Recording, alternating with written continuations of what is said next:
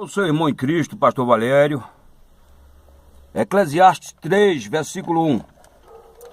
E também o 12. Tudo tem o seu tempo determinado. E há tempo para todo propósito debaixo do céu. Sei que não há nada melhor para eles do que se regozijarem e fazer o bem enquanto viverem.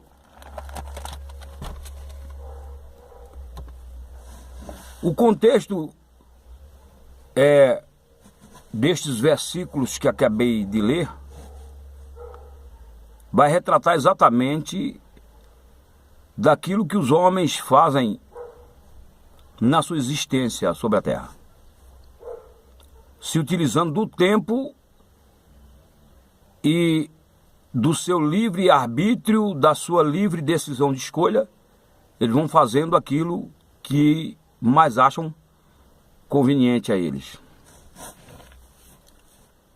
E o Eclesiastes ele vai dizer que há tempo para tudo, para todos os propósitos debaixo do céu. Há tempo de nascer, tempo de morrer, tempo de plantar, tempo de arrancar, tempo de sorrir, tempo de chorar, tempo de amar, tempo de odiar, tempo de paz, tempo de guerra, tempo de ajuntar pedras, de espalhar pedra, tempo de coser, tempo de rasgar, enfim. E muitas vezes nós ficamos a perguntar: tempo de matar? Nós ficamos a indagar: tempo de guerra? E isso muitas vezes nos intriga. Mas o versículo 12 ele nos responde exatamente como nós devemos entender esse contexto desse tempo que está disponível a todos. Como alguém diria, o tempo é a mesma moeda para todos. Agora, a questão é, como é que nós estamos utilizando desse tempo? Como estamos fazendo uso desse tempo? O Paulo, lá em Efésios 5,16, ele vai dizer o seguinte: remindo o tempo porque os dias são maus.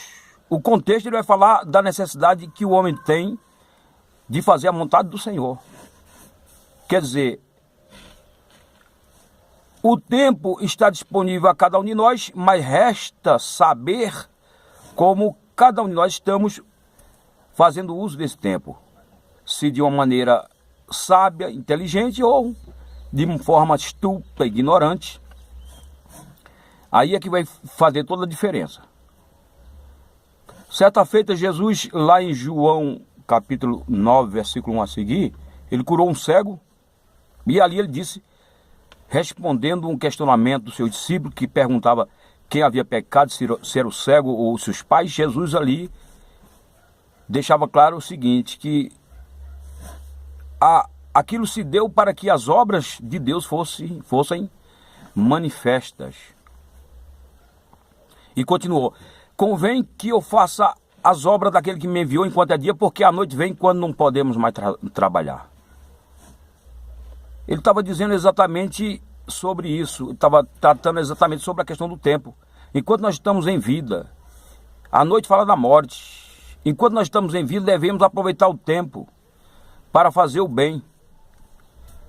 E foi isso também que o Salomão, lá aqui também em Eclesiastes, ele vai falar que para onde nós estamos indo, para o cemitério, lá não tem indústria, não tem sabedoria, não tem atividade alguma. E lá, tampouco Deus é louvado.